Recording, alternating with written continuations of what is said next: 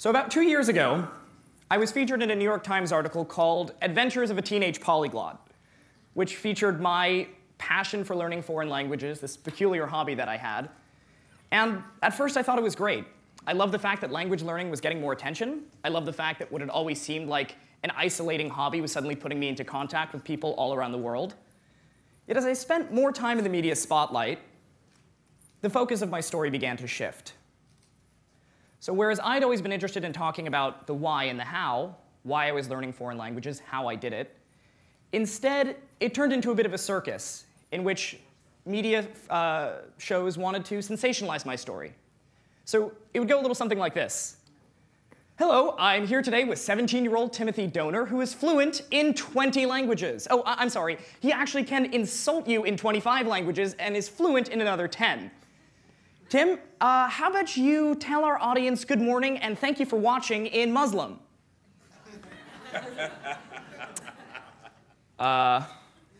Arabic. أهلا بكم يا مشاهدون وشكرا جزيلا للمشاهدة. Great, Tim. Now, can we get you to introduce yourself and say, I'm fluent in 23 languages in German? It's not really true, but no, just tell the audience. Hallo, ich bin Tim Donor, ich bin 17 Jahre alt und ich kann ungefähr 23 Sprachen fließend sprechen. Perfect. Now, how about a tongue twister in Chinese? Well, we could talk about Chinese. You know, a lot more Americans are learning Chinese these days, and I think there's a lot of value in that. No, just give us a tongue twister. 吃葡萄不吐葡萄皮儿，不吃葡萄倒吐葡萄皮儿. This guy. Tim, how about another tongue twister in Chinese? I would prefer not to, but you know, we could talk about China. You know, there's a lot that you can gain by learning a language. Oh, Tim, I'm sorry, that's all the time we have.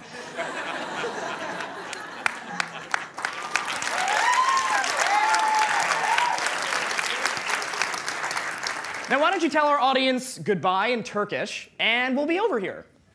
You know, we haven't talked about anything substantive, but Turkish, please. Haydi bakalım. Tamam. Güle güle ve çok teşekkür ederim. How about that kid, right? Wonder if he gets any girls. Now, stay with us, because up next, a skateboarding bulldog in a bathing suit.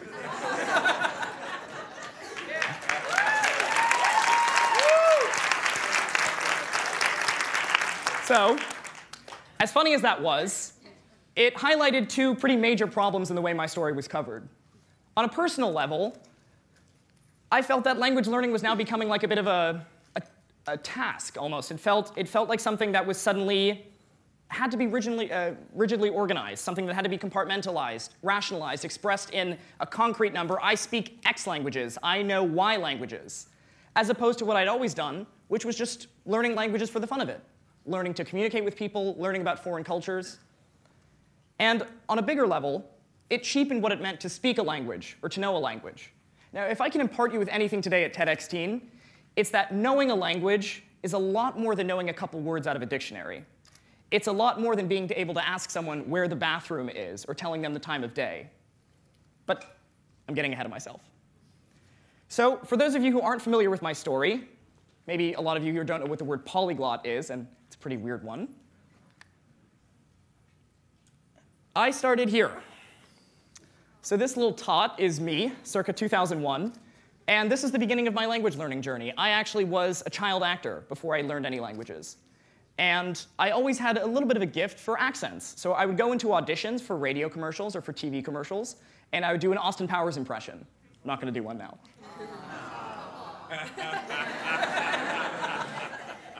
Or maybe I would do Apu from The Simpsons. In fact, there was actually one time in an audition in which I was asked to leave because they told me to speak like a little kid with a lisp, and I wanted to do Darth Vader in a French accent. But that taught me the basics of how to break down sound, how to pick up a foreign accent or foreign speech patterns, and really live with it. Now, fast forward a little bit. I'm now in about 3rd grade, and I've just started French for the first time. But 6 months into it, a year into it, even 2 years later, I can't converse with anybody.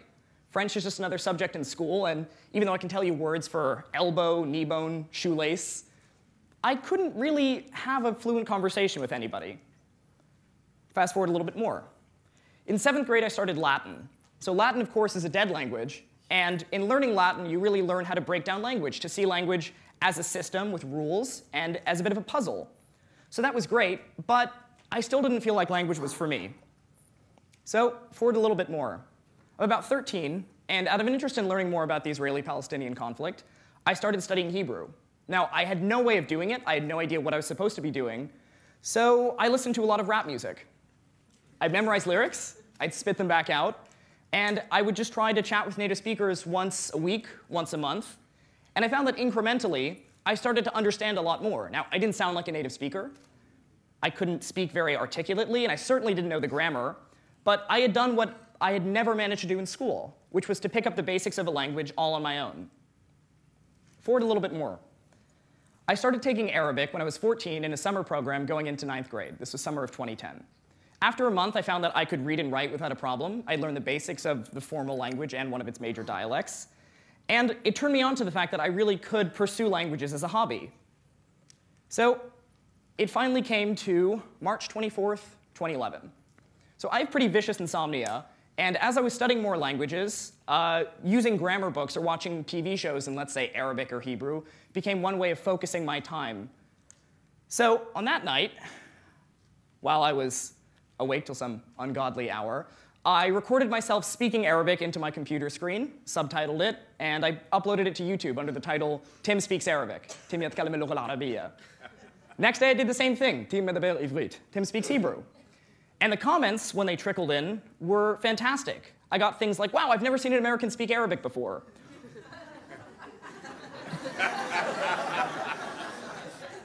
Can you blame them? In addition to that, I got things like, wow, maybe you should fix your vowels here. Or maybe this word is pronounced this way. So suddenly, language learning had gone from the solitary pages of a book or my computer screen into the wide world. After that, I was hooked. I had a community of speakers to interact with, and I essentially had a teacher or conversational partners for any language that I wanted to do. So I'll show you a quick montage of that. بدأت دراسة اللغة العربية منذ حوالي نصف سنة. Ini mulai 1, 2, 3, 4. Kira-kira 4 hari lalu. אני מרגיש שזה יותר קל לקרוא ולכתוב בערבית. كجت ni gendon o jibuemo win. Lakini juzi nilirudi nyumbani, nilikuwa nikijifunza Kifarsi. زما تلفظ څنګه ډېره مننه ورځ د په خیر د خدای په امان.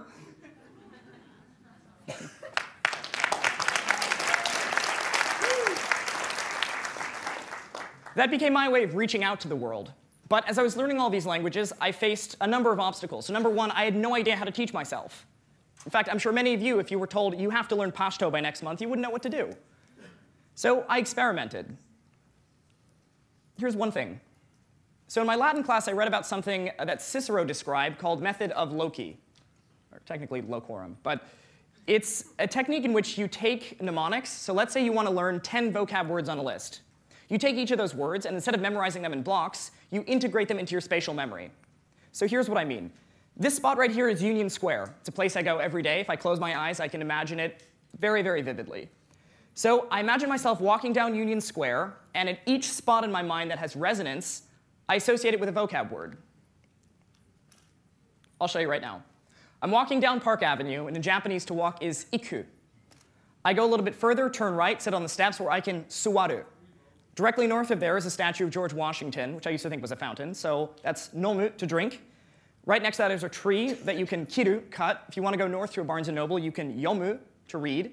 Or if I'm hungry and I want to go to my favorite falafel place, I can go 1 block west of there, so I can taberu, to eat. Did I miss one? All right, so 8 out of 10. Not bad. So I found that most of the time, by experimenting with methods like these, it made language learning a much more interactive experience. It made it something that I could remember much better and I had a lot of fun with. Maybe that's not for you. Here's another one. So a lot of people often ask me, if you're studying so many languages at the same time, how do you not confuse them? Or how do you learn so many vocab words? In Spanish, I learn the word for table, and then the word for book goes out the other ear. What I do is embrace those. So for example, take these 3 words in Indonesian. These were actually among the first 50 words that I learned. Kepala, kabar, kantor. Lexically, they're unrelated to each other. Kepala is a head, kabar is news, kantor is an office. But they all sound similar, K-A, right? So what I would do is I would memorize vocab in batches of sounds that were similar. So if I hear the word kepala in Indonesian, I automatically think the words kabar and kantor. Same in Arabic, iqtisad, istiqlal, suqut. Those three words are unrelated. One is economy, one is independence, one is downfall. But if I hear one, it triggers... it triggers the rest. Same thing in Hebrew, chozel, zochel, zolech, even though those are return, remember, and to shine. Or in Farsi, in which they are related. So for me, if I hear the word pedar, which means father, I automatically think of the words modar, barodar, dochtar, mother, brother, daughter. So again, this is one method. And I'm not saying this will make you fluent in a language, but it has been one of my ways of overcoming those obstacles. So you may be wondering, what's the point in doing this?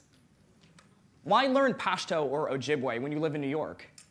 And there's a point to that. In fact, I've lived in New York my entire life, and I'm always blown away by the number of languages you can hear on a given day. Walking down the street, I see billboards in Chinese or in Spanish. I see Russian bookstores, Indian restaurants, Turkish bathhouses. Yet for all that linguistic diversity, mainstream American culture remains decidedly monolingual. And if you don't think that's true, look at the reactions to Coca-Cola's Super Bowl video. So as I started to play around more with language learning, I found that I had my own community of learners here in New York. I would go out to outer boroughs and, for lack of a better word, embarrass myself. I try to talk to people all day, get their views on things, and use my newfound language skills. Как вас зовут? Натан. Натан. Добрый день. Это. Тебя как зовут? Привет. Я Тим. Тим. Тим. Очень приятно. Очень приятно.